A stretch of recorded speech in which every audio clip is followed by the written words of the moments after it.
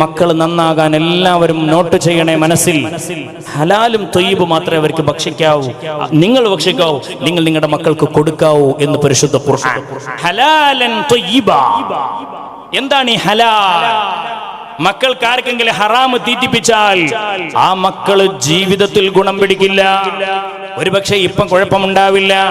പലിശന്റെ പൈസ കൊണ്ട് മക്കളെ തീറ്റിയവർ, ലോട്ടറി അടിച്ച പൈസ കൊണ്ട് മക്കളെ പോറ്റിയവർ, ആരാന് എന്തെങ്കിലും രീതിയിൽ പറ്റിച്ചിട്ട് ആരാന്റെ പൈസ ഇങ്ങനെ അടിച്ചു മാറ്റിയിട്ട് ആ പൈസക്ക് വീട്ടിലേക്ക് സാധനങ്ങൾ വാടിച്ചു കൊണ്ടുവന്നവര്, എന്റെ പ്രിയപ്പെട്ട ഹബീബിങ്ങൾ മനസ്സിലാക്കണോ, ഒരിക്കലും അള്ളാന്റെ റസൂല് പറഞ്ഞതെന്താ?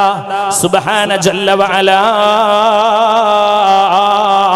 റസൂലുള്ള പറയുന്ന ഹദീസ് നോക്കണേ, കുല്ലമാ നുബിത മിൻ ഹറാമിൻ ഫഹുവ ഔലാ ബിന്നാർ.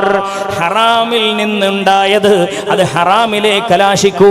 സുബ്ഹാനല്ലാഹ്. ഹറാമിൽ നിന്നുണ്ടായത് ഹറാമിലെ കലാശിക്കൂ. പരിശുദ്ധ ഖുർആനിൽ ഒരു ആയത്ത് പറയുന്നുണ്ട്, എന്താണെന്ന് അറിയാമോ? ബലദു ത്വയ്യിബു യഖ്റുജു നബാതു ബിഇദ്നി റബ്ബിഹി വല്ലദീ ഖബസ ലാ യഖ്റുജു ഇല്ലാ നകീദാ. നല്ല ഭൂമിയിൽ നല്ല വിത്ത് ഉണ്ടാവുള്ളൂ.